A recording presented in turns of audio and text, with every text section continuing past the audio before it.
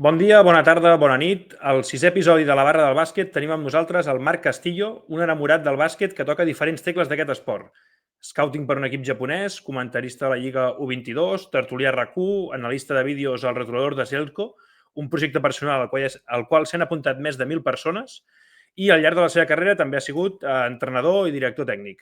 Què tal, Marc? Com estàs? Molt bé, Àlex, encantat d'estar aquí amb tu avui. Molt complet, tot. Et vaig preguntar una mica què estaves fent i tot per saber-ho, perquè jo et tenia vist de Twitter i Déu-n'hi-do, eh?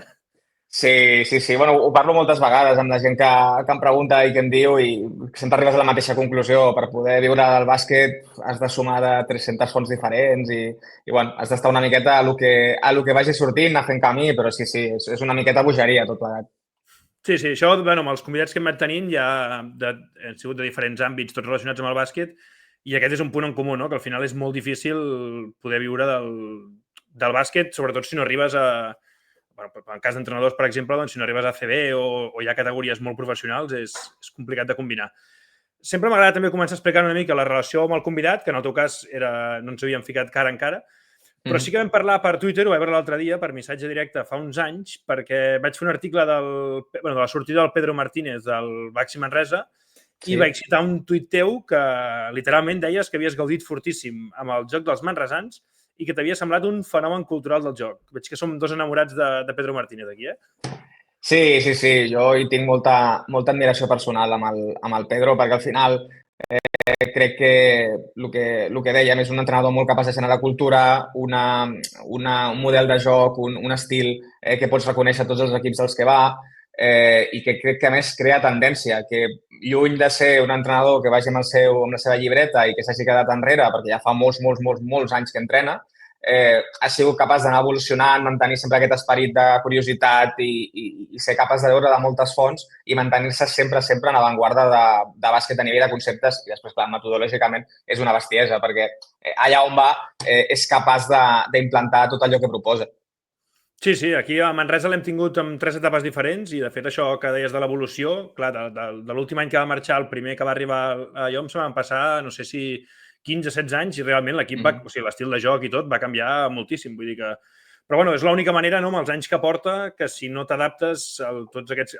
Bueno, tot el que... Després ho parlarem també, però tot el que ha evolucionat el joc aquests anys, clar, si no tens aquesta capacitat d'adaptar-te, no?, com a entrenador, bueno, hauria sortit de la roda en algun moment o altre. Sí, al final penso que el Pedro, el gran mèrit que ha tingut és que ha sabut entendre molt bé cap a on anava el joc, ha anat incloent, també me'n recordo molt del Salva Maldonado en el seu primer moment, que era aquella bogeria de córrer a la pista, tirar 26.000 triples i anar al rebot ofensiu tothom, coses que ara fan tots els equips, pràcticament, perquè entenen que és la manera més productiva de començar a assenyalar-ho.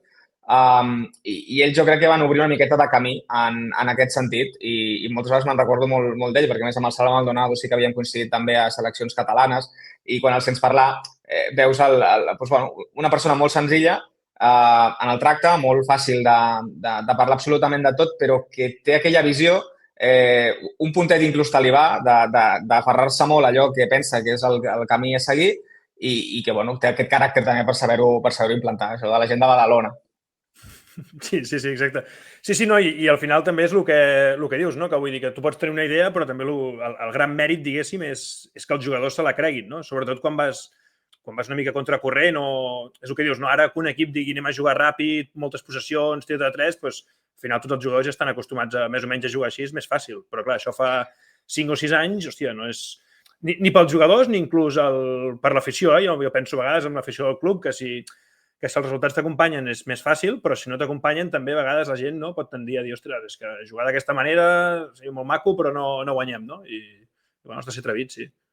Sí, al final jo crec que va començar com una idea de navegar una miqueta contracorrent, de no fer el que feia habitualment tothom, perquè al final tu hi ha un pressupost que et marca, Manresa gairebé sempre és dels pressupostos més baixos de la categoria, intentar funcionar amb la lògica amb la que funciona tothom, un any o altre t'acabes veient abocat a que estàs una miqueta pitjor que la resta perquè també tens més números, perquè quan vas al mercat sempre et costa una miqueta més trobar les perles i més en un món ara en el qual és que a cop de clic tots els directors esportius tenen accés a totes les mètriques pràcticament no diria tots els jugadors del món, però de tot el ventall de jugadors potencials de Lliga Endesa, no és com abans, no? Que doncs això, s'anava el director esportiu de Baskonia, s'anava a l'Argentina, trobava allà perdut a Escola o s'anava a Brasil i trobava allà perdut a Thiago Splitter. Ara tot això jo crec que ja no existeix i bueno, jo crec que han sigut molt intel·ligents, han tingut molt aquesta visió, de més enllà també de ser capaços de trobar les peces que enganxen bé amb aquest model de joc, ser pioners en aquest model de joc, portar el bàsquet cap allà i tenir sempre doncs, aquesta identitat que, bueno, evidentment, no t'eximeix del risc de tenir una mala temporada en algun moment, que també va passar, però jo crec que t'acosta més a ser més regular, sabent que tens doncs, sempre l'espasa més petita pràcticament de la competició. Sí. No, i jo en aquest cas que deies, per exemple, en el cas de quan estava aquí a Manresa, que ho he dit alguna vegada, això de jugar moltes possessions i tirar moltes vegades, perquè al final va lligat amb la qualitat, no? Vull dir, si tu tens jugadors amb molta qualitat, doncs potser tirant 5 vegades en ficaràs 4, amb la qual ja fas 8 punts, no? Clar, si tu no tens aquesta qualitat, si en tires 5 en ficaràs 2, perdràs. Llavors has de tirar 10 vegades per igualar el número d'encerts del rival, no? Jo crec que està molt bé i el que deies dels jugadors també, bueno, això també és un treball amb la direcció tècnica, no? Que sempre han d'anar a la mà amb l'entrenador per trobar les peces que encaixin. Això ho he vist molt aquest any amb el València, no? També a Eurolliga, fitxatges com el de Yankuba Sima, que sí que en un primer moment jo llegia gent que deia, ostres, però Sima, Eurolliga, no sé què, i dius, bueno, és que potser no és un pivot que et farà 15 punts i 10 rebots, etc, però pel joc que vol fer el València, el joc que vol fer Pedro, doncs és ideal perquè hi ha una sèrie d'aspectes que ell pot fer i altres pivots que tindran altres virtuts no poden fer, no? Llavors, aquesta capacitat també de no enlluernar-se amb altres noms i buscar concretament el que necessites i el que s'adaptarà, doncs, bueno, és un treball col·lectiu important també. Sí. Clar, aquest any, per exemple, l'evolució de València Bàsquet de la plantilla, veus que els perfils, per exemple, exteriors són molt més versàtils del que era l'any passat. L'any passat tenies especialistes molt clars en el bloqueig directe, Stefan Jovic, Chris Jones, tenies també Jan Montero, que durant la temporada van agafar en volada i cada vegada una dimensió més bèstia. I aquest any vas a Paro Mari Moore, vas a buscar Cam Taylor, vas a buscar gent que no està tan hiperespecialitzada en una sola faceta del joc, com podia ser el bloqueig directe, el cas de Jovic o de Chris Jones, sinó que són capaços de viure amb i sense pilota, són capaços d'impactar en atac i en defensa. T'apareix també la figura de Sergio de la Rea i cada vegada veus una plantilla, en el seu cas, que hi ha molts jugadors capaços d'ocupar 1, 2, 3 posicions. Això li dona moltíssima versatilitat. L'entrada de Sima jo crec que també respon a intentar tenir un perfil de jugadors interiors el més ampli possible. Tens a Sacco, tens també a Costello quan està jugant minuts al 5, tens Nate Rivers, que jo crec que tots teníem clar en un primer moment de dir, ostres, no acaba d'encaixar, la primera temporada va ser molt fluixa, l'any passat va començar a treure el cap i aquest any és l'any de la seva consolidació. I Sima no té res a veure, és un perfil que no té res a veure ni amb Rivers ni amb Costello, potser una miqueta més amb Sacco, però jo el veig un jugador més sacrificat, que et podrà fer servir d'ancle, que et dona més possibilitat d'impactar en contextos diferents de partits que se'ls hi puguin plantejar. Sí. Bueno, hem fet una anàlisi aquí del València Bàsquet que no estava previst. El que calgui, aquí anem al que calgui. Sí, està bé. De fet, aquest és una mica el teu perfil, no? També analític, ara en parlarem. Tu com són els teus inicis al món del bàsquet? Comences com a jugador, com a entrenador, com va? Sí, mira, a mi jo era petit, se'm donava molt bé el tenis, però m'avorria perquè un esport individual completament i al final et passa el que li passa a molta gent, que els teus amics s'apunten a un esport i vas amb els amics, perquè en aquell moment, doncs, evidentment, tampoc tens la perspectiva de soc millor o pitjor, se'm dona millor o pitjor, la joia i la felicitat la trobes doncs, en compartir amb gent o enamorar-te completament d'un esport. I a mi m'ha passat amb el bàsquet. Això va ser, jo crec que amb 8 anys, més o menys, que vaig començar a jugar i després vaig estar jugant doncs, dels 8 fins als 18, vaig parar un any, vaig tornar a agafar-ho un parell d'anys i després sí que amb 21-22 ja clarament em vaig adonar que la cosa no donava per més. Mai havia donat per molt, però ja en aquell moment era una cosa molt escandalosa. I sí que és veritat que a partir de que faig 17 anys ja començo a compaginar-ho amb entrenar als clubs en els que estava. En aquell cas amb el Martinenc. Amb el meu entrenador de júnior buscava un ajudant per l'any següent, li vaig dir si volia comptar amb mi, em va dir que sí. Un entrenador que és escocès, que ara està a la NCAA femenina, portant un equip allà, com una història d'aquestes ben rocambolesques. I que, bueno, vam fer molt bona amistat, perquè la veritat que era un animal, una cosa molt, molt, molt extraordinària, un tio d'Escòcia que venia aquí, tenia el seu lloguer aquí a Barcelona, vivia a base d'arròs i pollastre, més les classes que podien anar donant allà a escoles de calés allà de la zona alta, i tot ho volcava en entrenar i anar pujant. I això, vam fer un parell d'anys junts. Després ell ja va marxar als Estats Units perquè a l'estiu havia anat a fer algun campus per allà i ja se'l van voler quedar allà un equip perdut per Alabama. I així va ser l'inici de Martinenc. Després vaig estar a la Unió Esportiva Horta, després vaig tornar a Virolai, que era on jo havia començat també a jugar, i tornaven a iniciar el projecte de bàsquet i ens van cridar i vaig intentar portar el que vaig saber, i després vaig fitxar pel Jacksans ara fa 6 temporades i les últimes 3 com a director tècnic. Sí, molt bé. Curiosa la història de l'escocès, perquè a més Escòcia és un país que precisament el bàsquet no és... Bueno, no és... Tenim altres països en ment quan pensem en bàsquet. I llavors tu, d'entrenador, una mica... Tu quan comences amb 17 anys, no? Dius que diguéssim, se't desperta aquest interès per entrenar. Llavors, en quin moment tu veus que realment és el que t'agrada més que jugar i que és el que més t'agrada i que vols... Entenc que hi ha algun moment que intentes o que vols intentar dedicar-t'hi a entrenador i arribar al màxim lluny possible? Com va anar? Sí, jo crec que és una cosa bastant paulatina. Al principi, com amb tothom, no tens ni idea del que estàs fent, tu simplement estàs allà donant un cop de mà a la persona amb la que estàs, que jo crec que és l'inici que hauria de tenir tothom o pràcticament tothom, i quan millor és aquest mentor, doncs més opcions et dona i més realisme també et dona a l'hora de poder plantejar les coses. I, jo em vaig adonar que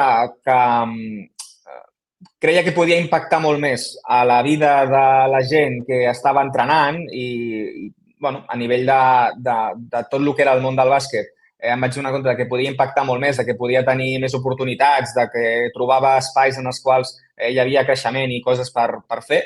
I jo crec que va ser una cosa de començar-me a plantejar en sèrio al cap d'entrenar 3-4 anys. Sí que és veritat que a mi m'ha faltat el bagatge aquest d'haver fet més mini, perquè, al final, com et poses amb qui et poses i tu vas aquí, tu vas allà, es dediquen a tapar una miqueta de forats, que al final també és la dinàmica que molts clubs tenen i és la realitat que hi ha. No vaig fer gaire pista mini, vaig saltar directament ja a cistella gran i em va agradar molt. Em va agradar molt. Em van agradar molt unes coses que jo ara, per exemple, moltes d'elles no les faria, perquè entenc que el bàsquet de formació són coses diferents. Però, en aquell moment també tenies més camps per córrer, més camp per equivocar-te en tot, i em va agradar molt aquest plantejament tàctic estratègic, explicar les coses, comunicar. Sempre havia tingut aquest delit una mica de comunicar, d'escriure. Vaig estar mirant també inclús la carrera de periodisme, i era una cosa que podia fer molt millor entrenant que no pas jugant, i trobava molta més afinitat en aquest context que no pas en un context de jugar. I jo crec que va ser una cosa així, molt paulatina, a poc, i jo crec que el tercer any va ser quan vaig dir, home, a mi m'agradaria intentar fer alguna cosa d'aquestes. I perquè quan dius que vas notar que et faltava aquest bagatge d'entrenar mini, en quin aspecte ho dius? En la part que, com ho entenc jo, que mini és més formació del jugador, diguéssim, a nivell tècnic, segurament, i a partir de júnior ja entra molt més tàctica, de sistemes de joc i tot, que segurament amb edats més petites no hi és?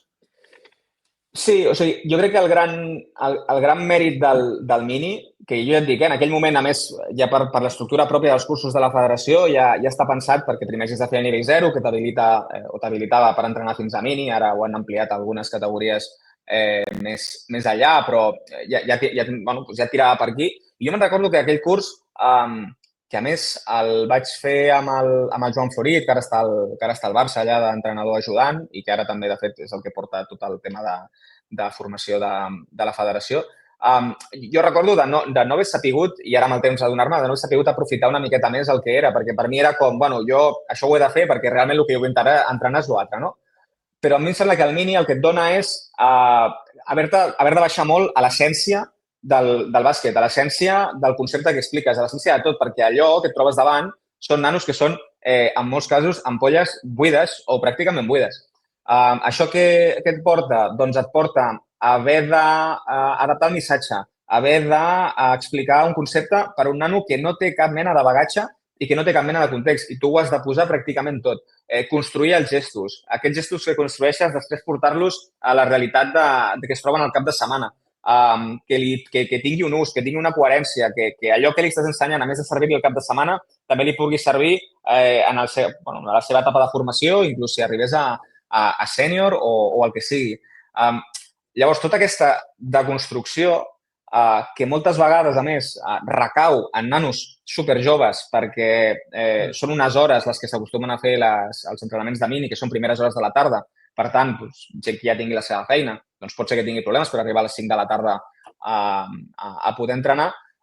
Ostres, doncs aquesta realitat, aquest haver d'anar-te tant a l'essència, aquest haver d'anar tant al detall més mínim i més elemental, jo crec que et dona un bagatge bestial perquè sobre allò és sobre el que es construeix tota la resta. Llavors, jo crec que és una cosa que he fet a posteriori per formació meva, per també quan he estat fent director tècnic, per alguna experiència mini que he tingut sempre com a entrenador ajudant, però que és aquest el gran valor que té el mini. I jo en aquell moment, doncs mira, per desconeixement, per ignorància, ho vaig prendre gairebé com una etapa, com un mal necessari pel qual havia de passar i, hòstia, amb el temps te n'adones que el mini és essencial pel jugador, però és que també pels entrenadors.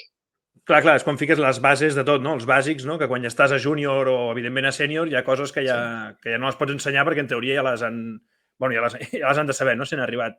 S'han arribat fins aquí. I llavors, tu, quan entres al Jack de Sants, primer fas d'entrenador? Vas arribar a EVA? Crec, no sé si amb el Sants o amb qui era? Sí, o sigui, jo vaig entrar com a entrenador del sènior B a segona catalana. Va ser, de fet, l'any de la pandèmia, quan jo entro, quan es declara la pandèmia, i mira, va donar la casualitat per la reconfiguració que es va fer i pel calendari que havíem tingut, ens faltava jugar contra tots els equips de dalt, estàvem molt ben classificats, i allò va acabar que l'any següent jugaves a primera catalana. I a l'hora d'estar entrant en el sènior B del JAC també estava ajudant a l'equip de Lliga EVA, allà amb l'Albert Gómez, amb l'Albert Martí, que em van acollir superbé i vaig entrar amb el paquet aquest, el Guillem Conde, que ara està també a Virolai. Tota la meva vida va molt connectada a tot i al final també jo crec que és una cosa que això també ho té el món del bàsquet, que si tu vas conservant els contactes i la gent amb la que estàs i la gent està contenta amb tu, doncs al final és el que et va obrint portes. I em va portar cap allà i sí, vaig estar fent, doncs això, 2 anys d'entrenador del sènior B, més un any d'ajudant de Lliga EVA, i després vaig fer un any més d'ajudant de Lliga EVA, d'ajudant ja de Copa, perquè va ser l'any que es va baixar, l'any que baixen llavors em poso també d'ajudant allà, que és el mateix any que entro de director tècnic. Vaig ser 2 anys d'entrenador i després ja els últims 4 de director tècnic. I llavors, quan estaves fent això, perquè abans has parlat de periodisme, tu vas començar a estudiar periodisme, doncs? No, jo tenia aquesta idea i jo el que vaig fer va ser dret. Jo vaig fer dret, vaig fer el màster d'advocacia, vaig fer l'examen d'advocacia, ho vaig fer tot. I una vegada ho tenia tot fet i tenia una feina, un contracte indefinit allà a una consultoria financera, doncs vaig anar i vaig dir, jo això em sap molt de greu, però no és el que jo vull fer, i em vaig tirar a això, però en paral·lel a tot això sí, jo anava fent els meus estudis perquè al final també, i sort, en algun moment també quan ets més jove, tu tens una altra idea i vols tirar pel dret i veus les coses molt clares i ets més extremista a les teves decisions, va sortir la idea aquesta, ho plego de tot i em poso això.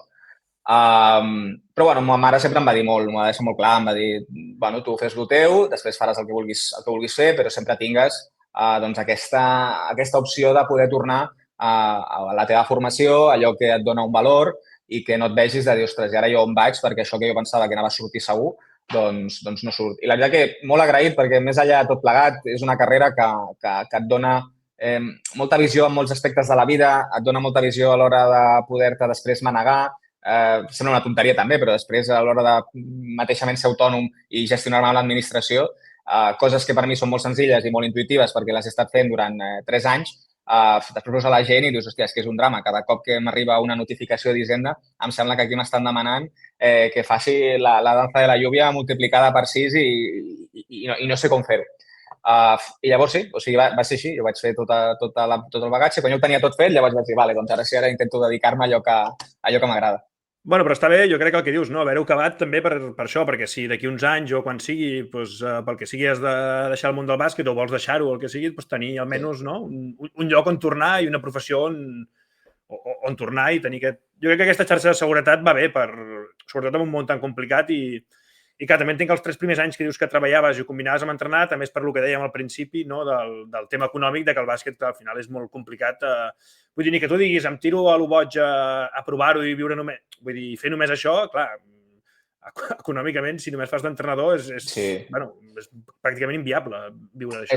És un context molt complicat i jo també he tingut sort perquè al final afortunadament, amb els estudis sempre m'han pogut ajudar els meus pares amb el pagament de tot plegat, que jo també pensava, si jo m'hagués hagut de pagar tots els meus estudis, jo no hagués pogut entrenar, perquè aquelles hores que tu estàs dedicant a entrenar hauries de dedicar-les a altres feines que et donessin els diners, de debò, per poder-te dedicar a això.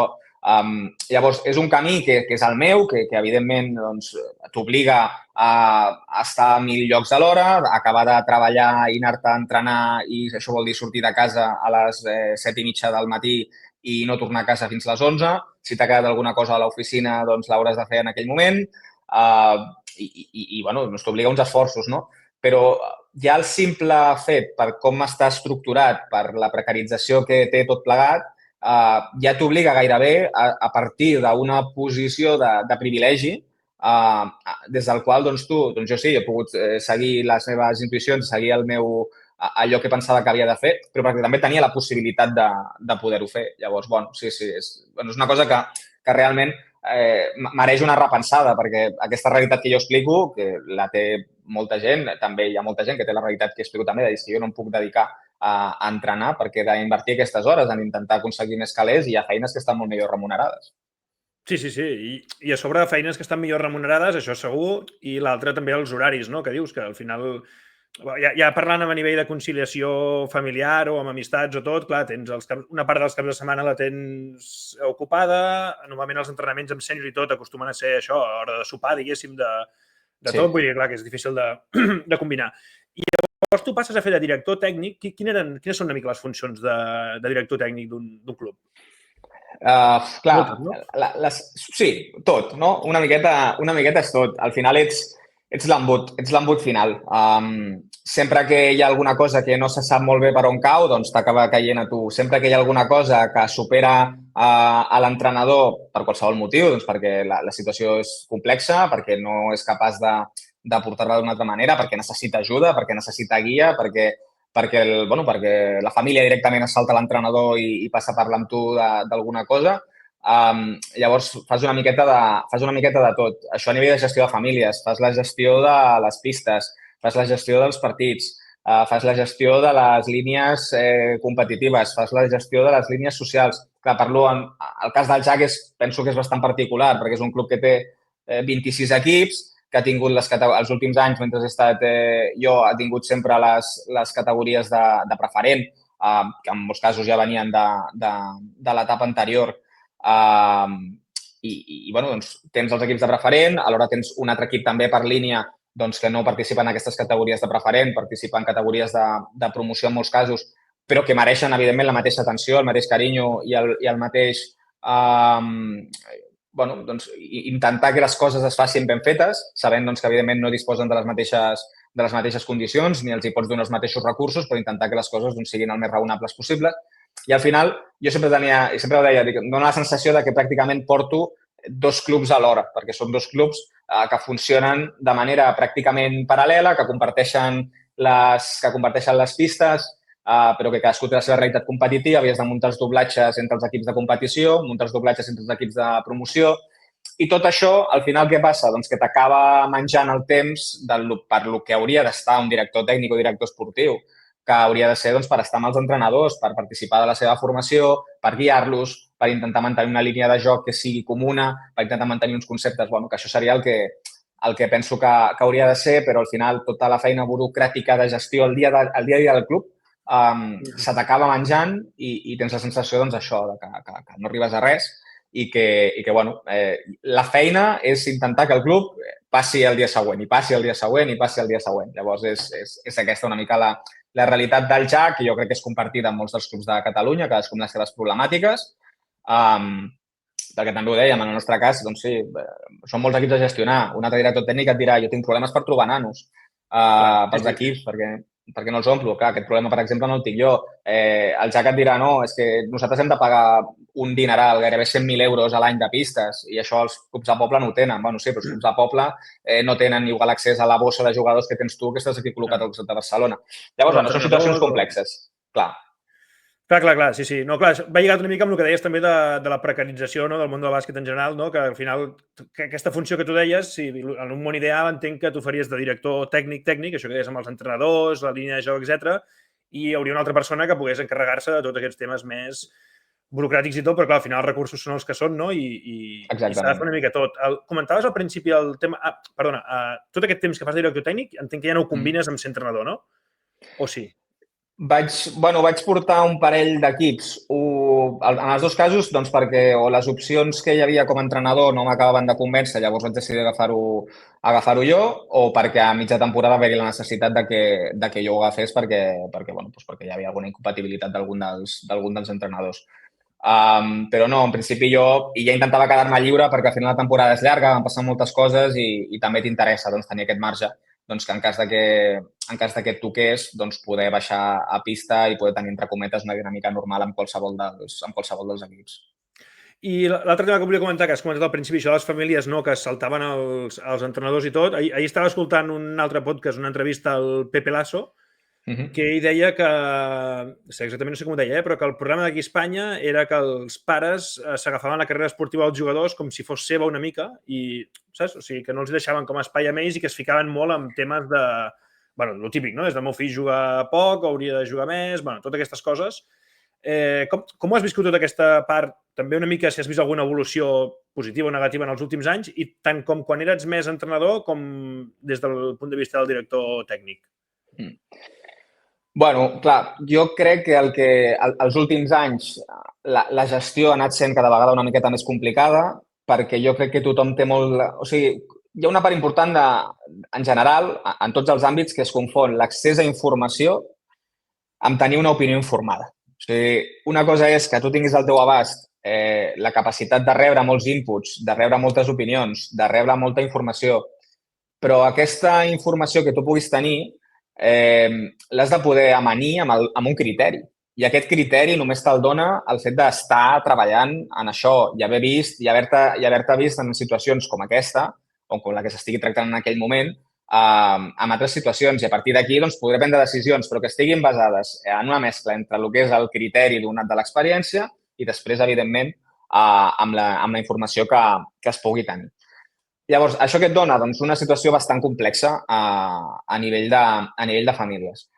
Hi ha un percentatge baixíssim, i això sí que ho dic, o sigui, hi ha un percentatge baixíssim de famílies que jo pensi que de manera deliberada vagin a torpedejar la dinàmica del club o vagin a torpedejar el projecte esportiu del club. Penso que sempre és amb la millor intenció. Sempre, tot el que es fa, perquè, evidentment, és una cosa que afecta els seus fills i jo no he conegut a ningú que de manera conscient vagi contra els interessos dels seus fills. Però costa, i jo entenc que és difícil, perquè al final l'última paraula la tenen els pares i els pares també estan exposats a... I també ho he dit sempre, perquè és molt fàcil, no? El mantra aquest de els pares és que estan bojos i ja no hi ha manera de que d'esto. I tots ens hauríem d'esperar també a ser pares, perquè jo també vull veure molta d'aquesta gent que diu és que estan totalment fora de si quan hagin de plantejar-se coses i quan hagin de prendre decisions que van més enllà només de la pista.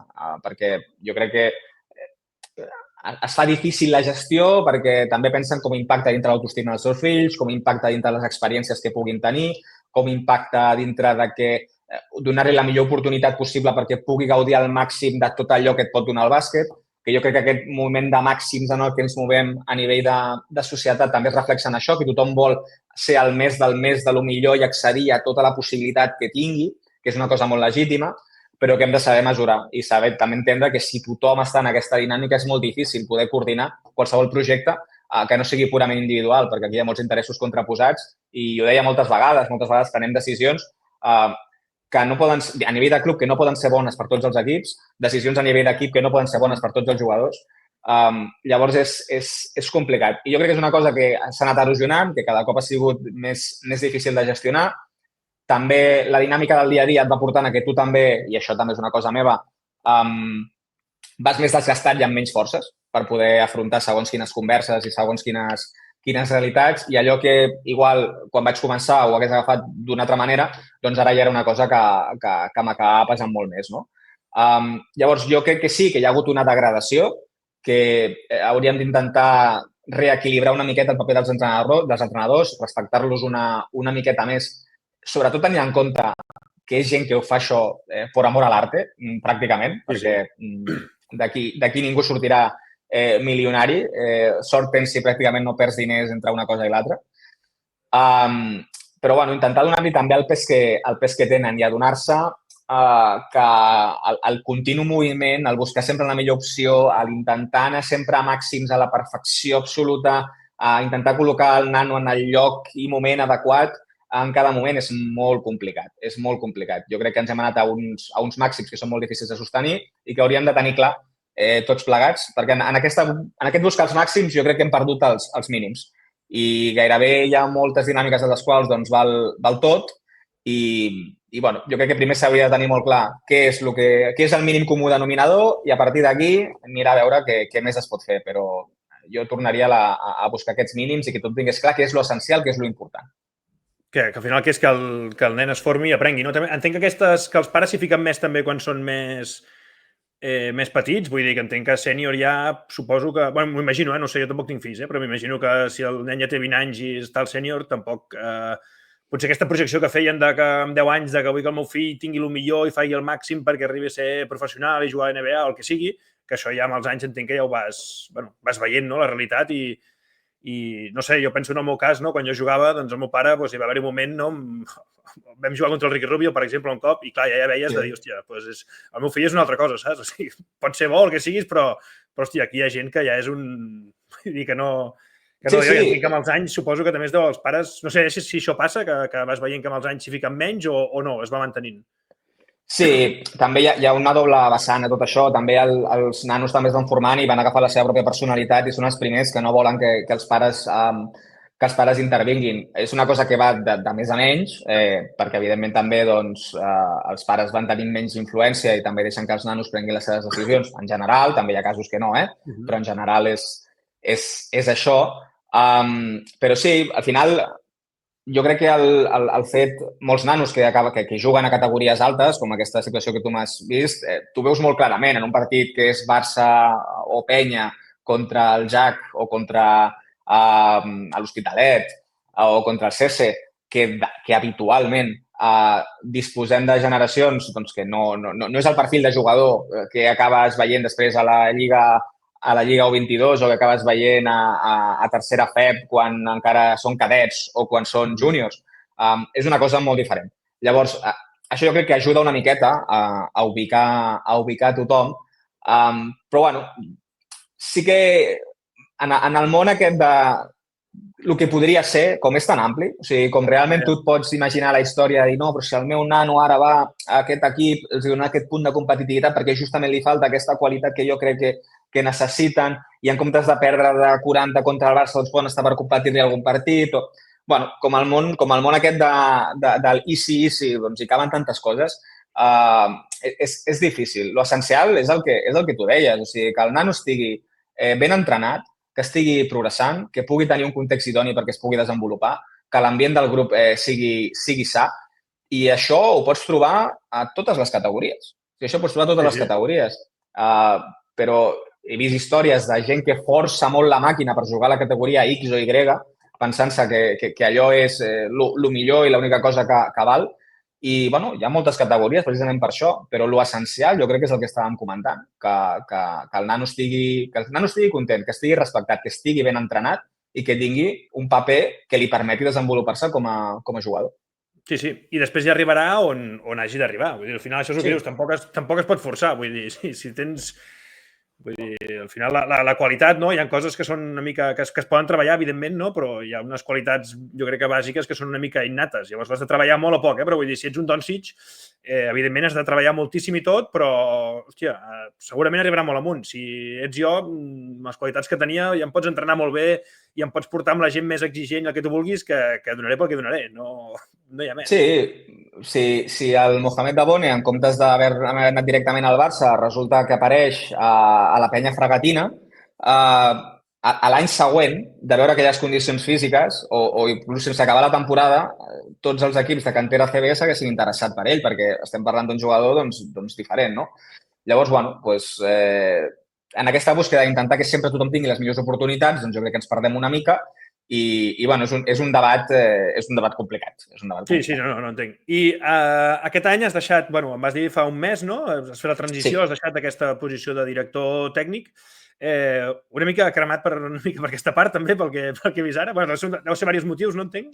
Sí, jo crec que sí, són molts motius. O sigui, són molts motius. Jo ja l'any passat vaig acabar la temporada doncs, el mes de maig, més o menys, ja vaig comunicar que no continuaria.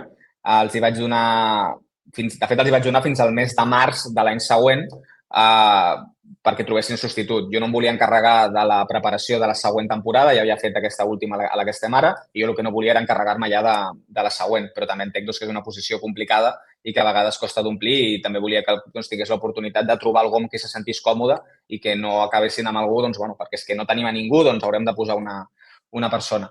Afortunadament, és una posició xula, la del JAC, malgrat tot el que he comentat, jo crec que és un club molt maco i que et permet també tenir una sèrie d'experiències molt guais. I vam poder trobar una persona i vam fer aquests 2 primers mesos, el mes de setembre i el mes d'octubre, doncs, posar en marxa plegats la temporada, anar fent el traspàs i ja l'1 de novembre doncs, deixar-ho, ja desvincular-me i descansar una mica. I s'ha ajuntat molts factors. S'ajunta això que estem dient, aquest desgast a nivell personal. També s'ajunta que és una feina molt exigent, que és una feina doncs, per aquesta pròpia dinàmica que té el club en la qual has d'estar 24/7 pendent de les coses i no podia desconnectar. També per la manera que jo tinc de ser, jo sóc una persona doncs, que bueno, tinc aquest punt obsessiu de les coses i d'intentar sempre estar molt a sobre i d'intentar sempre donar-li voltes a les coses i de veure això com farà i d'estar patint a veure aquest problema que hi haurà, anticipar escenaris que igual després no s'acaben ni produint.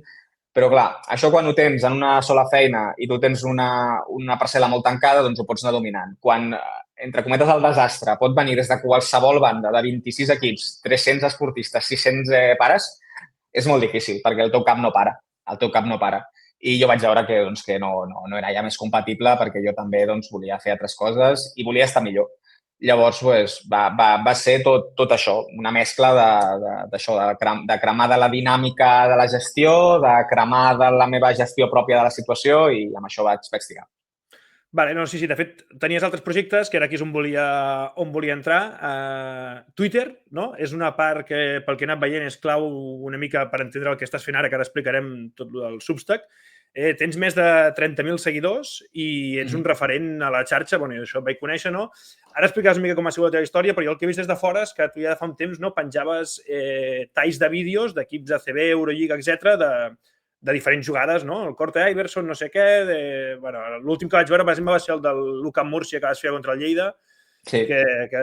Bueno, i jo crec que ara explicaràs tu, però el que ha funcionat, tot ha funcionat, jo crec que, evidentment, és uns coneixements i una feina que fas que serveix a entrenadors de tots els nivells. De fet, crec que tens subscriptors que són entrenadors professionals.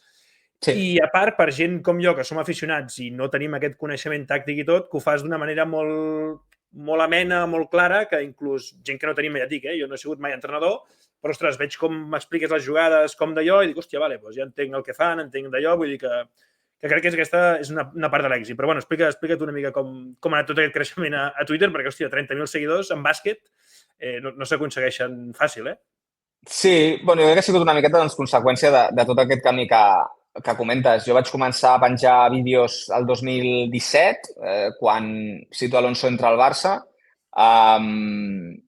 i a partir d'aquí, doncs, bueno, vaig començar allò. Jo vaig veure amb què t'inspires, doncs, amb les comptes, en aquell moment les comptes americanes que feien coses de tàctica i explicaven doncs, jugades, explicaven moviments, i jo m'ho vaig començar aprenent com de dir, bueno, a la meva formació com a entrenador, una part important segur per tots els ajudants és saber sobre edició de vídeo.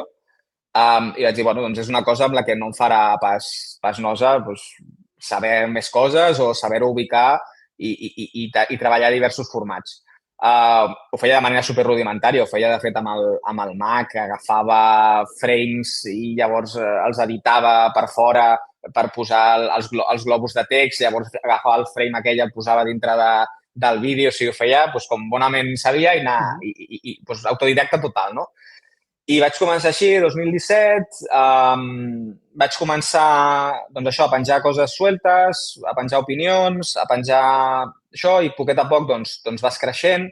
Va haver-hi un vídeo que se'n va fer molt viral d'un discurs d'un entrenador universitari que parlava sobre els pares, que parlava sobre com no podien estar enmig d'un partit cridant-li a un àrbitre que venia allà a pitar per 20 euros, que ell era també pare i entrenador i que quan ell anava als partits doncs, estava callat i que només intervenia en cas que algú li faltés el respecte al seu fill, però que de tota la resta de coses no tenia res a dir, que si el seu fill hi anava i li deia escolta, és que tinc un problema amb l'entrenador, doncs parla amb ell.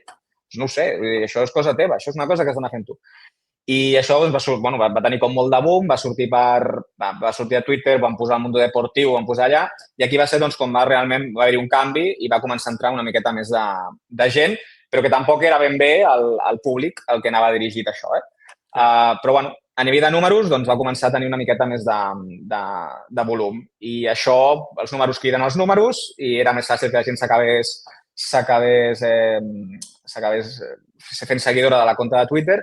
I va ser això, doncs, pràcticament des del 2017 fins la pandèmia, va ser aquesta, una miqueta la història i això, anar penjant poquetes coses d'aquest partit, de tal, de qual, i vam començar per aquí. I després, amb la pandèmia, com va haver-hi molt boom del tema digital, perquè al final estàvem tots a casa i es podien fer coses, i jo també estava teletreballant en aquell moment del tema d'advocat i també tenia una miqueta més de temps perquè tampoc s'entrenava, tenia més disponibilitat i allà vam preparar unes guies també no sé si va ser de la Copa del Rei o dels play-offs de l'ACB, que s'estava jugant allà en bombolla i preparàvem coses i anàvem fent. O sigui, jo amb un company, amb l'Ander, amb el Vasquero Seno, i anàvem fent això. I ja a finals, el 2022-2023, va ser quan va sortir la Substack, que jo feia temps que li donava voltes al tema aquest de la newsletter i va aparèixer l'oportunitat de Substack, una plataforma que era molt nova, però que em va agradar molt, el format, la proposta i com ho volíem plantejar. Sí, jo també la faig servir pels temes que faig del Manresa i realment també... per això està triomfant tant la plataforma, per qui no ho sàpiga, és com una plataforma per enviar newsletters, per enviar e-mails, però que a la vegada pots tenir subscriptors tant gratuïts com de pagament i rebre contingut exclusiu. I és una cosa que abans havies de gestionar amb diverses eines. Havies de tenir una eina per enviar els e-mails, una eina per tenir els subscriptors, etc. I aquests al final el que han fet és unificar-ho i ho tens tot com a creador de contingut, diguéssim, sigui del nivell que sigui, és molt fàcil de fer servir. Llavors, tu crees aquest Substack, aquesta newsletter, que es diu El Retrolador de Zelsko. Entenc que ve per Obradovic, el nom, no? Treus de... Sí. No sabia molt bé per on tirar. Sempre tinc moltíssima admiració per ell i vaig dir... I justament va ser un moment en el qual Obradovic havia perdut els nervis amb el seu ajudant perquè volia un rotulador i no el trobava i l'ajudant estava boig intentant buscar-ho i al final l'Obradovic feia així com de dir, ja està, o sigui, no surt res avui no surt res. I va venir per aquí, I llavors tu, ara explicaràs una mica més què hi fas allà, però a nivell de números també he mirat que tens més de 1.000 subscriptors al Retrolador de Zelsko. Llavors, jo soc... és que sempre dic Patreon perquè és la plataforma Patreon i no és Patreon realment en aquest cas. Soc subscriptor de... Subscriptor de pagament. Sí, subscriptor de pagament. Vaig veure que hi ha diversos... Pots pagar mensual, pots pagar anual, diversos tipus. Llavors, una mica explica-ho una mica que si algú s'hi vol apuntar... Jo tinc amics que quan ho vaig descobrir els vaig passar alguns amics que tinc que entrenen a diferents nivells i algun ja estava subscrit i algun altre no i em va dir, hòstia, doncs em subscric i tot perquè els hi va semblar molt interessant amb ells els entrenadors. Però ja et dic, jo no soc entrenador i també em sembla interessant. Sí, a veure, la plataforma o sigui, a mi em donava molt de pudor, cobrar per la meva visió, pel meu contingut, també per la meva manera de ser, doncs no O sigui, era una cosa que, a més, jo crec que fins que no ho fas per primera vegada sempre tens aquell punt de dir, hòstia, jo no sé si m'estic flipant una mica, de que realment això val algun euro, val això que jo estic fent.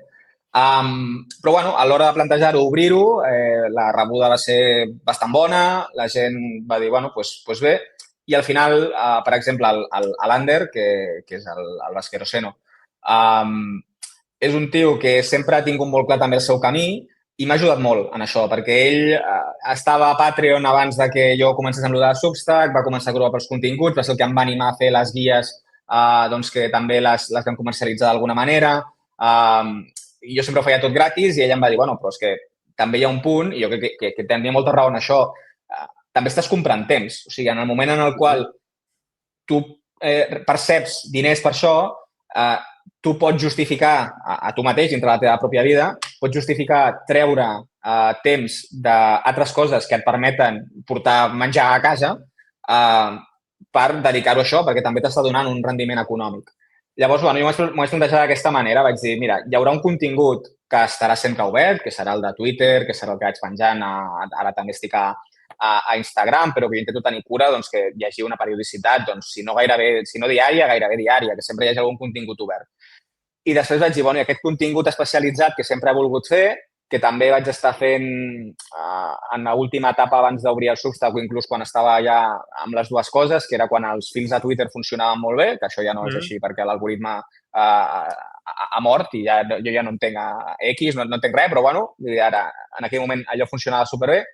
Jo el feia en aquell moment en format de fil i vaig dir, bueno, doncs aquest jo crec que és un contingut que d'alguna manera es pot tancar i que aquest contingut més especialitzat doncs, que quedi de pagament doncs, per la gent que estigui disposada doncs, a posar sobre net de sorra i que també em permeti dir, vale, doncs a mi em val la pena dedicar un matí, 2 matins, 3 matins, el que calgui, a poder generar aquest contingut perquè hi ha una contraprestació econòmica darrere que m'ho justifica a mi mateix i no ho he d'invertir en altres coses que igual no són tan enriquidores ni són tan interessants, però que igual sé que t'estan aportant calés. Llavors, aquesta va ser una miqueta la dinàmica. Van començar sent vídeos, o sigui, anàlisis molt especialitzats de temes concrets del joc, moviments concrets d'un equip, com ho estructuren, quina lògica hi ha darrere tot això, a nivell d'estadística, per què ho busquen d'aquesta manera, quins perfils tenen a plantilla, quins moviments tècnics els hi poden fer falta per tenir això molt controlat, quins són els detalls, quin és el secret d'allò que està passant.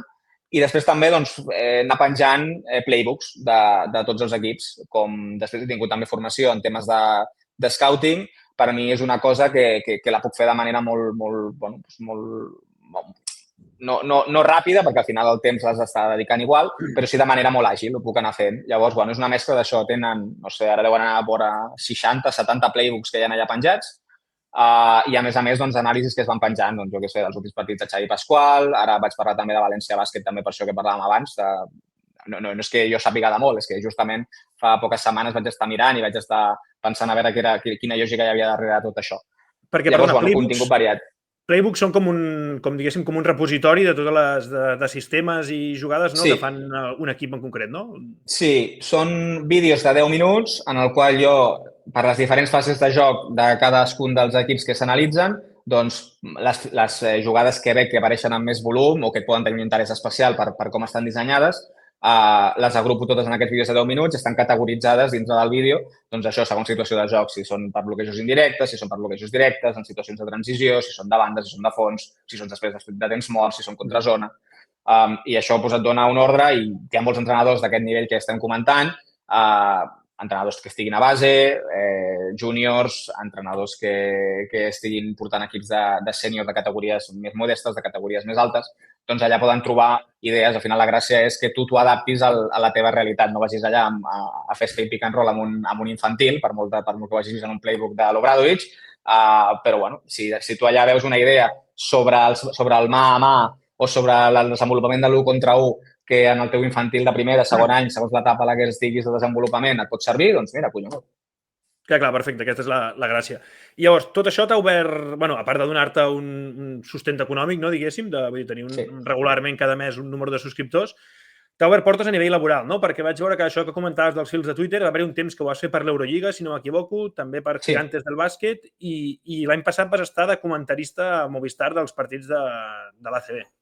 Sí, sí, el tema dels fils em va portar a fer contingut per Eurolliga, a fer contingut també per Gigantes, en el moment en el que bueno, doncs aquesta també jo entenc que es mou molt per números, tot això. Vull dir, al final, Sí, sí. les competicions i les marques i tot funciona per això, es mou per números. En el moment en el que els fils han deixat de tenir el poder tractor que tenien abans, doncs, evidentment, ja no els interessa tant i de manera molt legítima doncs, has d'anar canviant el format i ja està. I aquesta és la realitat que tenim. I en aquell moment, doncs, sí, feia aquests posts per Eurolliga. També, dintre d'aquest propi canvi de format, ara també he estat treballant amb Endesa Basket Lover, que els va agradar molt el format aquest que feia, d'agafar els temps morts, posar l'àudio sobre de la imatge mentre l'entrenador explicava el que sigui, que això està funcionant molt bé també a Instagram, està funcionant relativament bé a Twitter. Llavors, bueno, et van apareixent oportunitats com aquesta d'Endesa Basket Lover, et van desapareixent altres que t'havien aparegut, com era el cas d'Eurolliga o de Gigantes, que l'última Copa del Rei, per exemple, vaig acabar fent un article escrit per ells, que per mi escriure Gigantes també és com una cosa de dir, hòstia, no m'ho hagués imaginat mai. Clar, el problema, perdona, Sí. el problema que hi ha a la creació de continguts una mica és aquesta dels algoritmes de plataformes com Twitter i d'altres, que al final t'has d'anar com adaptant constantment, no? Perquè això dels hilos que deies, al final va ser propi Twitter, que va haver un moment que va dir volem que la gent faci hilos i farem que arribin a molta gent, es veguin molt, i de cop pel que sigui canvien l'algoritme i de cop els hilos no es veuen, de cop el format vídeo es veu més, l'altre es veu menys. Llavors, jo crec que també el Substack, la seguretat que et dona una mica és que tens el control sobre la gent que està subscrita a tu, no? I saps que aquella gent, al final, independentment de l'algoritme de turno, tu podràs ells podran accedir a la teva plataforma, veure el teu contingut, independent, no has d'estar pendent de si l'algoritme ara això li agrada aquest estil per fer-ho viral o l'altre, no? Que al final és una mica... canvia molt, clar.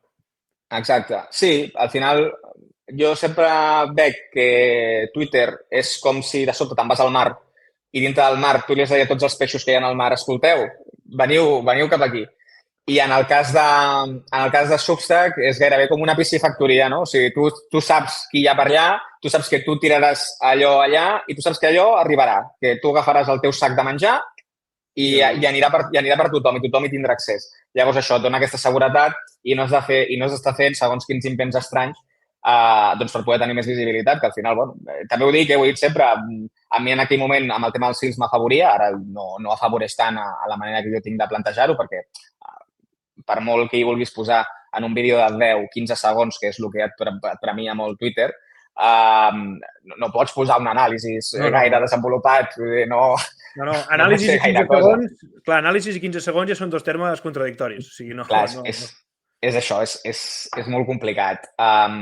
Llavors és això, sí, i a través de Twitter doncs, van arribar també doncs, les altres oportunitats, tant el de Movistar com el que hi ha ara de la Lliga 1, jo crec que no es podia entendre a través de Twitter, perquè Twitter a mi m'ha servit gairebé més com a LinkedIn, o sigui, m'ha servit per contactar amb molta gent del mundillo, que tinguin accés directe a tu via un missatge directe, i això doncs, bueno, ha sigut el que m'ha impulsat a poder tenir les oportunitats que he tingut. I el de Movistar, que tu havies d'anar a Madrid a fer els partits o es podia fer des de Barcelona? Com ho feies, això? Movistar va sortir un dia, doncs, missatge directe de Twitter del Fran Fermoso, em va escriure, em va dir, escolta, un dia volem venir a Barcelona, volem esmorzar amb tu. I jo, molt nerviós, me'n vaig anar allà a l'estació de Sants, que ells havien locutat un partit el dia anterior i després marxaven amb l'AVE a Barcelona, i vaig anar allà a l'estació de Sants i efectivament vam esmorzar i ja està. O sigui, vam esmorzar i vam estar parlant amb ell i amb l'Antonio Rodríguez i molt macos els dos, molt interessats amb qui era, quin havia sigut el meu camí. Una conversa molt semblant a aquesta que estem tenint aquí ara. I, al cap d'uns mesos em va trucar i em va dir, escolta, voldria que vinguessis a fer una prova per si algun moment s'obre una vacant. I vaig dir, vinga, ens anem a Madrid i anem a fer la prova i tal, i vam muntar un fin d'allà amb la meva parella i vam anar allà a Madrid i vam fer la prova i tot bé, sí, tal. I al cap d'uns mesos més em va trucar a mitja temporada de fa 2 anys i em va dir, escolta, hi ha una vacant i si vols m'agradaria que entressis. I llavors la dinàmica era que jo cada cap de setmana, i sí que és veritat que des de llavors fins que vam acabar la temporada passada, que va ser ja quan Movistar no va renovar drets i va passar a DAZN, jo cada cap de setmana que hi havia Lliga CB havia d'anar a Madrid o el dissabte o el diumenge. I jo anava i tornava el mateix dia. Llavors, bueno, doncs era això, un any i mig realment dur i complicat i alhora havia de compatibilitzar-ho amb el tema de la direcció tècnica del Jack i altres coses que després també suposo que parlarem. Sí, hosti, Déu-n'hi-do, però clar, com a experiència imagino que bé, no? Vull dir, poder comentar CB i poder... Bueno, per tots els partits aquests i tot. Sí, no, o sigui, és un somni. És un somni, és una cosa que jo m'ho imaginava algun dia que pogués passar com una cosa de dir, hòstia, i quan estàvem allà, perquè al final després també ho poses una miqueta en dimensió i dius, hòstia, i tu vols dir que hi haurà molta gent que estarà veient aquest Breogán Manresa a les 5 de la tarda d'un diumenge? Doncs no ho sé, igual estan uns pares, els aficionats més d'esto de Manresa, que no tinguin un pla millor, no? Perquè a més els locals gairebé estan allà al pavelló, llavors, bueno, gairebé veus només el que hi hagi d'afició visitant, no? Però la gent d'allà, tots els narradors que vaig conèixer sempre em deien, tio, mira, hi ha 8 partits a tota Espanya cada cap de setmana que es fan per aquí i tu ets una de les 8 persones encarregades d'explicar-los. És que és l'hòstia, vull dir, és increïble. I sí, jo m'ho vaig acabar aprenent d'aquesta manera i va ser molt guai, perquè tot el que jo havia pogut fer a Twitter durant molts anys, donar el meu punt de vista sobre el que estava passant en un partit via piulada o donar-lo més endavant via fil, hòstia, poder-ho fer en directe, rebre el feedback també de la gent el dia següent o quan acabaves, de dir, hòstia, que guai, que bé, que tal, que no sé què. I per tu mateix, no sé, és una cosa molt xula, és una cosa que em va encantar i que cada dia ho vivia com dir, hòstia, com si fos l'últim. I mira, efectivament, un dia va ser l'últim amb la CB i ja està, però bueno, superagraït a tothom, al Fran sobretot, perquè al final va ser ell el que em va donar aquesta oportunitat i des de zero totalment, no tenia cap bagatge, més que alguna retransmissió que havia fet alguna vegada, que m'havia donat l'oportunitat també a l'Òscar Herreros, precisament. A la xarxa. Allà, a la xarxa, exactament, sí. O sigui, abans del Fran, si hem d'anar a buscar qui em va posar davant d'un micròfon per primera vegada, va ser l'Òscar. L'Òscar Herreros. Té molta bona visió, l'Òscar Herreros, amb totes aquestes coses. Vull dir, té molt bagatge, experiència. Bueno, aquí, si algú vol recuperar, el vam entrevistar, de fet, el primer programa de la barra de bàsquet, vam parlar amb ell. I quan va aquest any Movistar deixa perdre els drets, ho agafa DAZN, no vas tenir opció de continuar a DAZN? Et vas proposar tu o van dir alguna cosa? Sí, bueno, a mig camí vam parlar. Via una persona que ja estava allà treballant, em va comentar que hi havia un interès en mi, després jo també em vaig aproximar i vaig dir, hòstia, si hi ha aquest interès, doncs igual ho podem fer funcionar. Vam intercanviar missatges, vam intercanviar currículum, vam intercanviar coses. Al final van decidir tirar amb una plantilla de molta gent d'allà de Madrid i no va sortir. Vull dir, no vam arribar a fer una prova tampoc. O sigui, va ser una aproximació, petites converses, no els hi va acabar d'encaixar per lo que tenien pensat i pel rumb que entenien que havia de prendre allò i ja està. I no va sortir per aquí. Bueno, a veure, en teoria han agafat els drets diversos anys, o sigui que també pot ser que hi hagin havent canvis. I llavors, ara sí que estàs fent el projecte de l'U22, no? Que sí que estàs fent de comentarista, o sigui, realment segueixes fent de comentarista, passa que fas la competició aquesta que s'emet tota, si no m'equivoco, per YouTube, i un partit a la setmana per Teledeporte, no? Si no m'equivoco. Exacte. Sí, a l'hora que està per Teledeporte també es fa per YouTube. O sigui, al canal de la Lliga U estan tots els partits, sempre. I tu fas el mateix que feies, diguéssim, amb els partits de CB? O sigui, fas l'apartat aquest de comentarista més tècnic, diguéssim, o més narrador? Sí, ells van pensar que un partit per jornada, tots els partits tenen narrador i hi havia un partit per jornada que té narrador i comentarista. Precisament perquè no va sortir lo de DAZN, va poder sortir això de la Lliga 1, perquè si m'hagués compromès ja amb DAZN, doncs hagués sigut difícil. Jo crec compatibilitzar totes dues coses també pels horaris i també per la meva pròpia dinàmica vital no sé si hagués pogut estar possible. Però en el moment que no surt allò, em va contactar l'Enric Ribó de CB, em va dir, escolta, hi ha aquest projecte que és nou i m'agradaria comptar amb tu perquè m'agrada molt com ho fas, m'agrada molt tal, i va dir, bueno, i vam dir, vale, doncs anem a mirar a veure com ho podem fer. I sí, llavors emeten tots els partits, estan emesos això per YouTube i hi ha un partit a la jornada, que a vegades és el mateix de Teledeporte, a vegades no, que sempre té, a més de narrador, comentarista. Vale. I a tu et porta molt temps això a nivell de, més enllà de l'estona que dura el partit i el que connectis abans, etc, a nivell de preparació, que has d'anar mirant més o menys, no? Tots els equips i tot? O també ja et serveix per aquests altres projectes que tens del Substack, per exemple? Sí, bueno, clar, en el cas de CB moltes vegades, per exemple, agafava i la setmana que tenia un partit de qualsevol equip, el contingut del Substack, per exemple, era el mateix contingut del partit que jo anés a agafar, almenys que fossin un dels seus equips, perquè jo d'aquesta manera també tenia doncs, una miqueta de cosa i de teca de la que poder parlar. Al final també és veritat que conforme vas avançant a la temporada, si vas veient partits, doncs és relativament senzill saber doncs, per on ho vols orientar.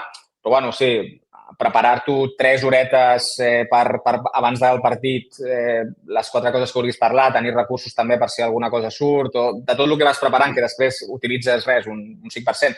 Però, bueno, sempre tenir alguna cosa allà que pugui venir bé. I en el cas de la Lliga 1 és una miqueta més complicat perquè, evidentment, no tens tant coneixement previ dels jugadors. Sí que puc tenir més idea dels jugadors catalans, perquè al final també l'està vinculat al JAC, els jugadors de la Penya, del Barça, del Manresa, del Girona, de l'Andorra. Bueno, Andorra no, perquè no està a la Lliga 1, està a la minicopa. Però aquests jugadors sí que tenen, jo els he vist, i llavors, bueno, doncs, tu prens el Lleida, inclús també, que també està allà a la Lliga 1, doncs, bueno, aquest sí que el saps. Però, clar, o els del Madrid, perquè també van més a tornejos més importants, que també has pogut anar veient, sí. Però, clar, això, si has de parlar dels jugadors del Sant Pablo Burgos, dels jugadors del CB Canàries, dels jugadors... Clar, aquí ja és una miqueta més peix. Llavors, sí, han sigut uns mesos una mica complexos, perquè ara ja sí, amb tot alhora. A més, les plantilles eren molt llargues, perquè els equips plantejaven 16-17 jugadors que podien estar. I llavors, clar, no sabies molt bé per on agafar-ho. Ara ja sí que més tranquil, doncs ja ho veus d'una altra manera, però sí, són complexes. Les preparacions de partits són complexes. Clar, l'accés a la informació també és més reduït en aquests casos. Clar, trobar informació de nanos, de què dius tu, no? Un nano de 15 anys de Burgos costa més. I llavors, tot això, paral·lelament a tot això que estàs fent i que has fet, també treballes pel Toyama Grosses, no sé si ho he pronunciat bé, exacte, de la Lliga japonesa, no? Els urogallos de Toyama, que no sé com es diu en català, un urogallo. Hòstia, ara em mates. Ja ho buscarem, no preocupis. Que he vist que té l'entrenador David Gómez, que ha guanyat 2 anys seguits la segona divisió japonesa. De fet, vaig veure que era l'entrenador estranger més jove en guanyar un campionat al Japó i ara heu pujat a primera divisió. De què us coneixíeu? Entenc que tu entres allà perquè el coneixes a ell o ja estaves abans o com va tot això? Doncs de Twitter.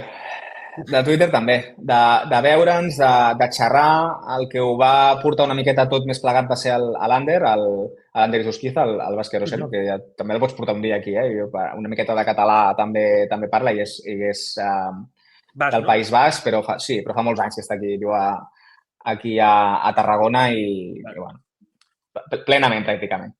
Ho va portar una miqueta a ell i el David doncs, va decidir confiar en nosaltres. Una cosa doncs, que no es feia tant, va decidir externalitzar el tema de l'scouting de rivals, tant de jugadors a nivell individual com a nivell col·lectiu, externalitzar aquest scouting primer de rivals i després, a poc a poc, doncs, hem anat afegint també scouting propi, anàlisi de dades d'estadística avançada, que al final és tota la part de dades i de tractament d'aquestes dades en un format també que els pugui servir als entrenadors ho porta molt més l'Ander i jo faig molt més la part de vídeo. Llavors, sí, el David va decidir externalitzar això i a partir d'aquí va començar a sortir. Vale, perquè, perdona, ara m'ha quedat... Vas parlant de nosaltres molta estona amb l'Ander, o sigui, entenc que teniu com una empresa, diguéssim, entre els dos? O com... Sí, treballem plegats. No ens hem arribat a establir com a empresa, però bueno, treballem plegats. Vale, o sigui, oferiu aquest servei, no? Diguéssim, com conjunt, no? De la part més de dades ell, tu aquesta altra part més... Exacte. La part visible és Basquero Seno, que és on s'agrupa tot. Basquero Seno és qui ofereix la marca que ofereix aquest servei i la part de dades és la que ell porta i la part de vídeo és la que porto jo. Vale, llavors, l'altre dia, just fa aquesta setmana, vaig sentir que directius d'equips de Japó i de la Lliga deien que volien ser la segona millor lliga del món després de la NBA. Tu veus factible això? Tu que coneixes més els equips d'allà i la Lliga i tot? Clar, o sigui, al Japó has de tenir en compte que hi ha unes restriccions a nivell de plantilla, que és que màxim pots tenir 3 jugadors americans. 3 jugadors americans o estrangers. Estrangers també, no? Europeu entraria... Europeu també compta com a estranger, exacte. Et dic americà perquè normalment són jugadors americans els que estan allà. Fins a aquesta temporada, aquesta és l'última temporada, que alhora tu només pots tenir 2 jugadors estrangers d'aquests a pista. Tu no pots tenir mai 3 estrangers alhora a pista, no els pots tenir. Has de tenir com a màxim 2. O sigui, tu pots tenir a plantilla 3 espanyols però no poden jugar a pista junts. Exactament. Els 3 alhora no poden jugar a pista junts. Poden jugar en formats de grups de 2. A partir de la temporada que ve, aquesta restricció dels 3 desapareix, dels 2 desapareix, perdona, i poden jugar fins a 3 estrangers alhora a pista. Vale. Però a nivell de composició de plantilla segueix tenint aquesta limitació. Hi ha alguna excepció perquè hi ha jugadors estrangers que s'acaben nacionalitzant japonesos, que és molt difícil, perquè els hi fan un examen de ciutadania que és molt difícil, que t'implica també coneixement de l'idioma, i no és gens fàcil. És com el pivot que té la selecció de Japó, no? El Hawkinson es deia o alguna cosa així? El Hawkinson, exacte, que el Hawkinson, que està jugant... Quan deia encara no hem jugat. Jo he fet algun partit en el que ell era el rival, però ara ja no sé si era Sendai, potser... És nord-americà, no? I era nord-americà. Sí, exacte. És el jugador...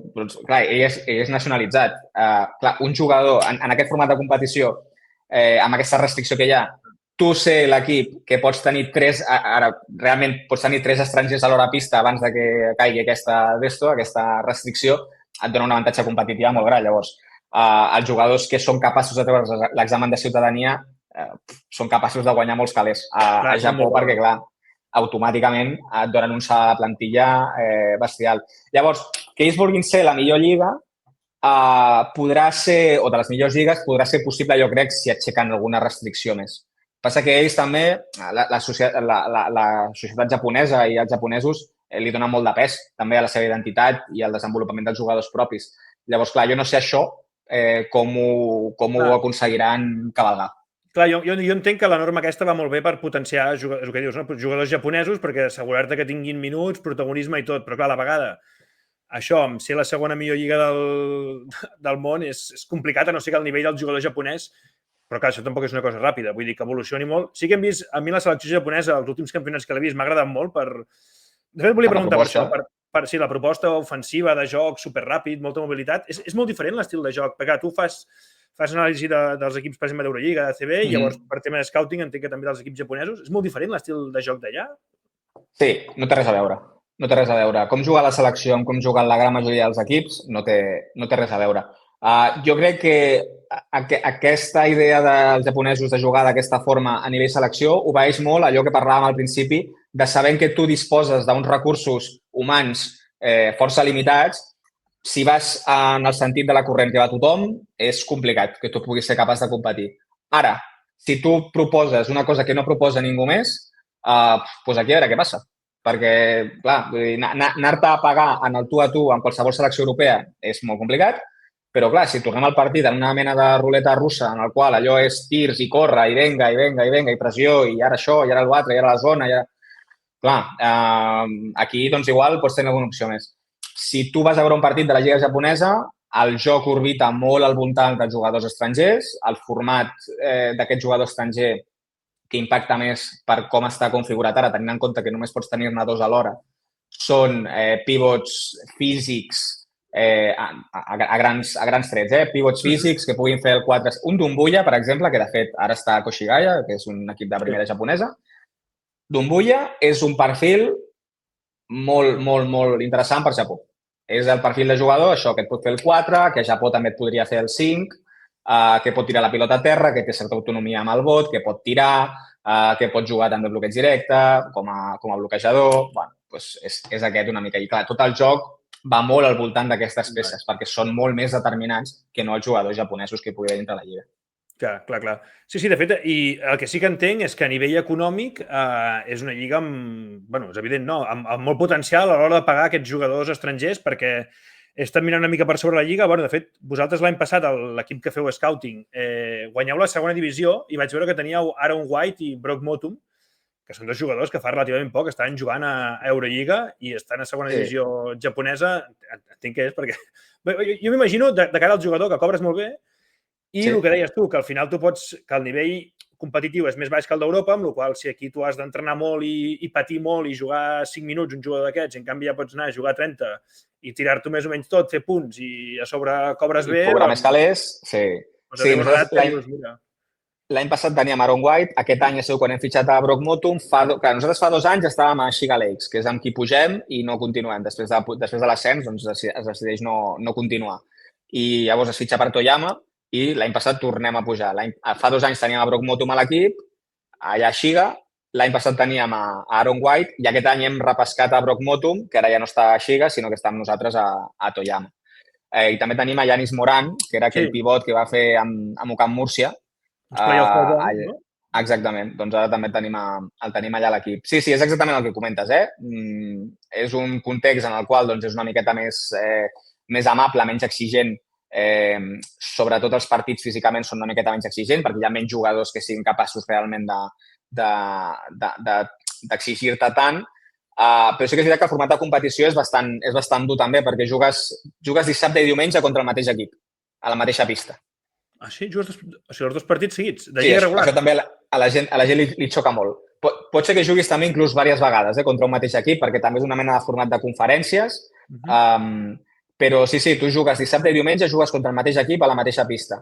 I hi ha moltes setmanes també que jugues dissabte, diumenge i jugues aquell mateix dimecres. De manera que jugues dissabte, diumenge, dimecres, dissabte, diumenge i hem arribat a enganxar 4 setmanes seguides a jugar dissabte, diumenge, dimecres, dissabte, diumenge, dimecres. Sí. Clar. Bueno, que el nivell físic del partit no és el que dius, potser és menys exigent, però el calendari és carregat. Exacte, hi ha molts partits, però sí, el format de competició és aquest i a partir de l'any que ve, de fet, la Lliga es tanca. O sigui, la Lliga passa a ser com la NBA, que no hi ha ni ascensos ni descensos i ja estan donades les llicències per ser part d'aquesta Lliga, o l'Eurolliga mateix. Es dona per llicència i aquestes llicències ja estan entregades, per tant, aquest any no hi haurà ni ascensos ni descensos. No, és interessant. Jo perquè estic mirant això, la llista de jugadors, i clar, he vist jugadors que fa poc estaven a Europa o que podrien jugar a Europa encara. M'he portat alguns aquí. Scott Itterton, que vam tenir a Manresa un any i ho va fer molt bé i ja va marxar directament a Japó. Isaac Fotu, que també va passar per Manresa. Okafor, que va estar a Saragossa bé. Timan, que estava a Eurolliga. Sebas Saiz, de la selecció espanyola, que aquest porta molts anys allà. Sebas Saiz, crec que porta 7 molts anys allà. Porta molts anys. Sí. Llavors he vist també pel que dèiem, perquè és un perfil de jugador, tot i no tenir autonomia amb el vot, sí que físicament, aquí el vam veure, de fet, quan hi havia tancament a la Lliga japonesa, que va estar jugant algun partit amb Tenerife, hi ha un jugador que li costa tenir un impacte tan gran a ACB i allà està en unes condicions que a nivell de vida, segurament també econòmiques, aquí seria molt difícil que ell es pogués tenir. Llavors, Volodymyr Gerun també està... Sí, he vist el Dumbuya també que has dit tu, el Brandon Davis, he vist que també està per allà, Inglis, que va estar a València. Ha fitxat aquest any, Inglis, que havia estat a València i Bilbao, sí. Caloyaro, Ristich, sí, no, he vist molts jugadors que dic, hòstia, fa poc estaven a CB i encara podrien jugar-hi. Llavors, ja per anar acabant, tens la idea de tornar... Ara estàs molt enfocat, diguéssim, a tot aquest món comunicatiu, no? Ja sigui a través de l'anàlisi per subscriptors, la part de comentarista... Llavors aquesta part de scouting, et veus tornar a entrenar algun dia? Et faria il·lusió? O és una etapa que ja més o menys deixes una mica tancada? Sí, o sigui, a mi m'agradaria tornar a entrenar, he de trobar el moment i ho he de fer també de manera coherent amb la vida que vull portar. Per lo que parlàvem, al final has d'intentar gestionar els esforços, intentar gestionar també en què inverteixes el teu temps. Jo m'ho he passat molt bé entrenant, jo m'ho passo molt bé entrenant, però també entenc que jo també he de tenir una vida i he de compatibilitzar-la amb més gent. L'única realitat no és la meva. M'agradaria tenir una família, però una família de debò, no una persona que estigui absent i que vagi d'un lloc a l'altre. Llavors, clar, per lo que dèiem al principi de tot, amb tants fronts oberts és difícil poder justificar, inclús justificar-te tu mateix amb les quantitats amb les que s'estan movent, poder apartar alguna d'aquestes coses per donar prioritat a entrenar. És complicat. És la gran pena. La gran pena és que crec que la resta de la vida al final s'acaben portant per davant a entrenar perquè tu mateix acabes quedant-te sense gaires arguments per poder donar-li prioritat. I al final la vida de la gent és complexa i complicada i hi ha qui troba temps i qui li dona prioritat. Però en el meu cas, m'ha costat. Suposo que ho trobaré més a faltar i com més ho trobis a faltar, doncs més fàcil serà justificar-ho.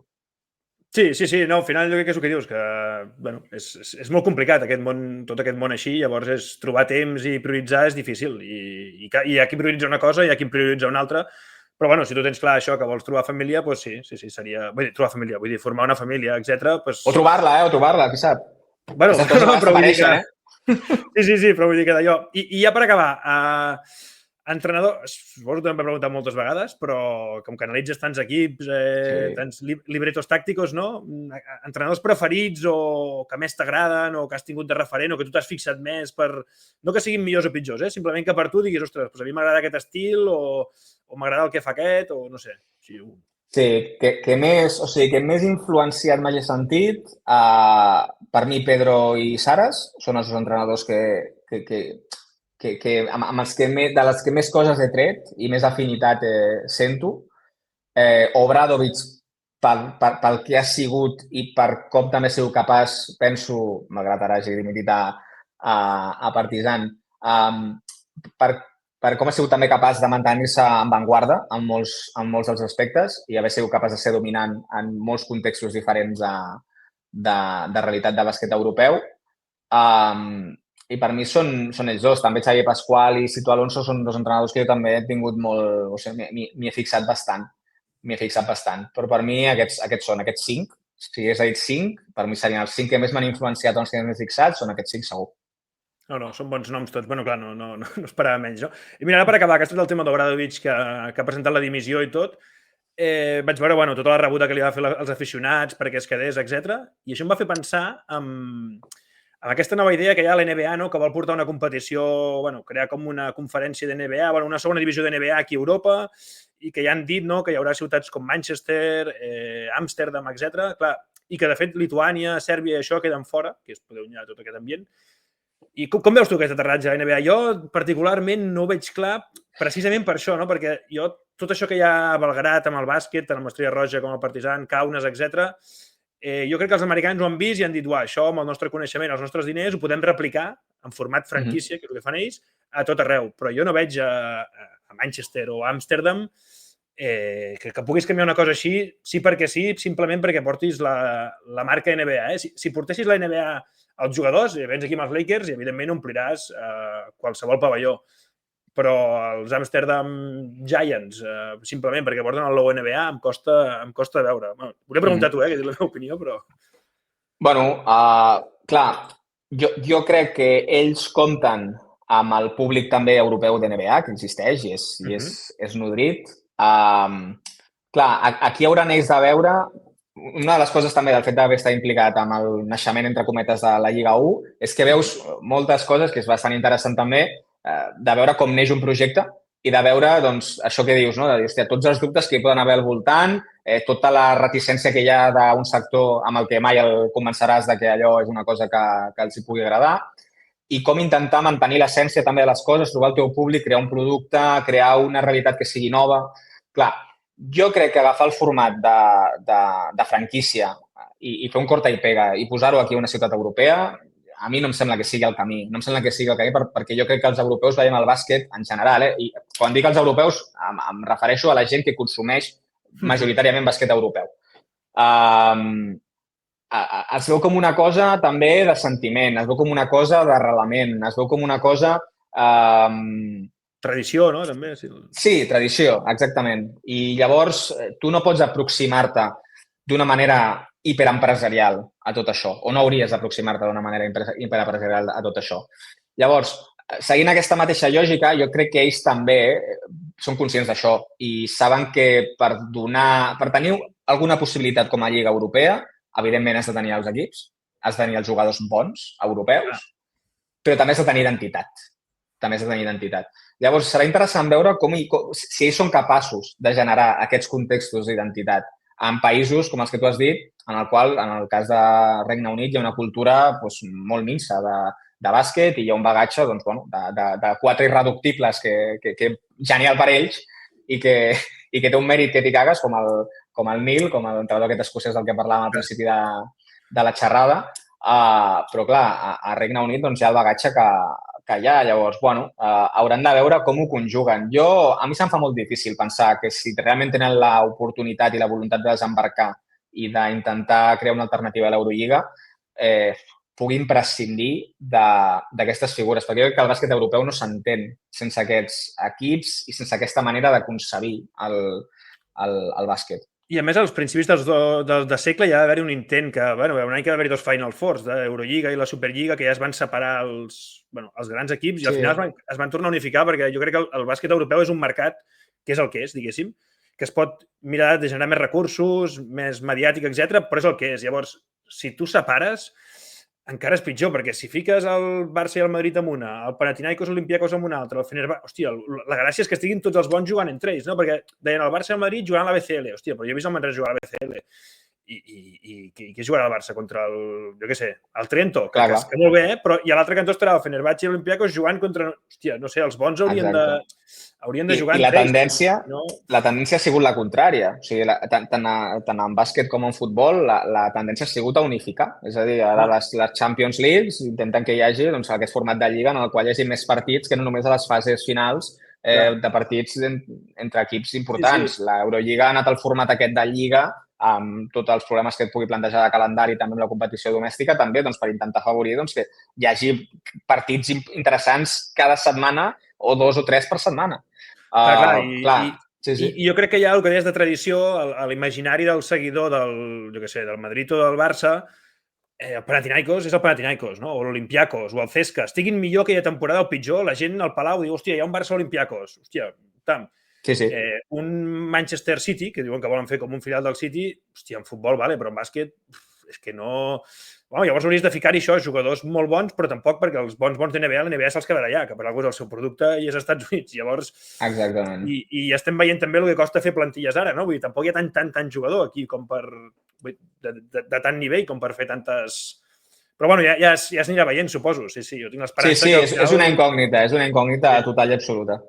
Jo tinc l'esperança això, que s'acabi unificant i que es faci alguna comú, perquè crec que és el millor, perquè una cosa així, dividir-la, no hi guanya ningú.